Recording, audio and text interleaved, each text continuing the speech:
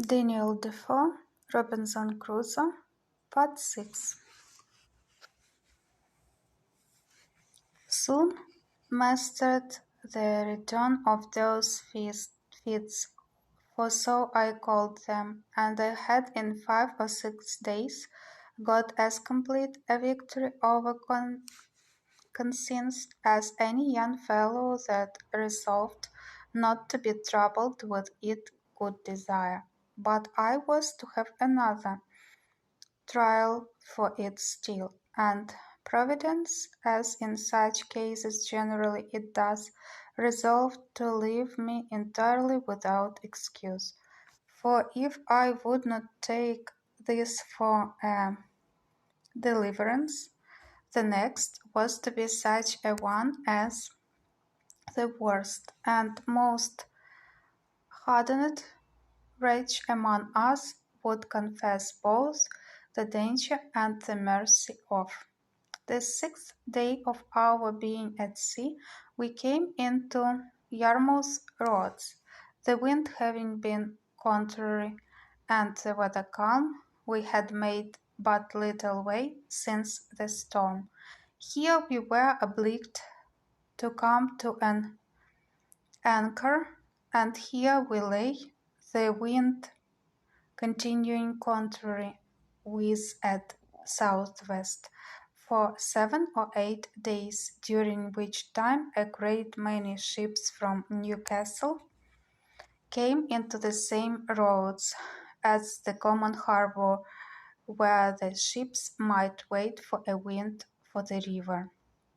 We had not, however, read here so long, but we should have tided it up the river, but that the wind blew too fresh, and after we had lain 4 or 5 days, blew very hard. However, the roads being reckoned as good as a harbour, the anchorage good, and our ground tackle very strong, our men were unconcerned and not in the least apprehensive of danger, but spent the time in rest and mirth after the manner of the sea.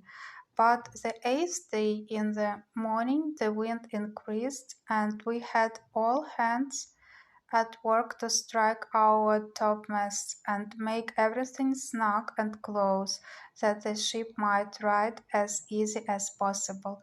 By noon the sea went very high indeed, and our ship rode forecast in shipped several seas, and we thought once or twice our anchor had come home, upon which our master ordered out the sheet anchor, so that we rode with 2 anchors ahead, and the cables weird out to the bitter end. By this time it blew a terrible storm indeed, and now I began to see the terror and amazement in the faces even of the seamen themselves. The master, though vigilant in the business of preserving the ship, yet as he went in and out of his cabin by me, I could hear him softly to himself say several times, "Lord, be merciful to us, we shall be all lost, we shall be all undone," and the like. During these first hurries I was stupid, lying still in my cabin, which was in the steerage, and cannot describe my temper.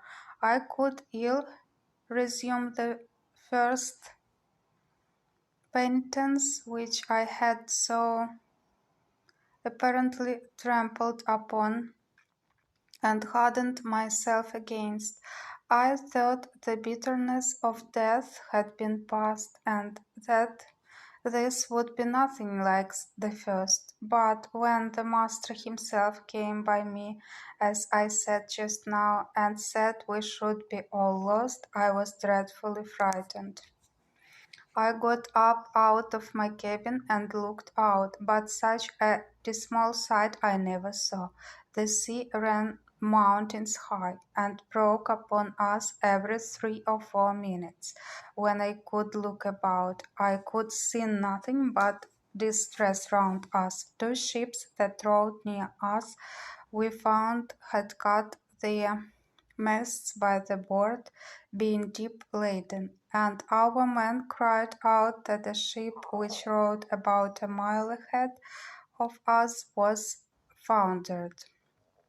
Two more ships, being driven from their anchors, were run out of the roads to sea at all adventures, and that was not a mast standing. The light ships fared the best, as not so much labouring in the sea, but 2 or 3 of them drove and came close by us, running away with only their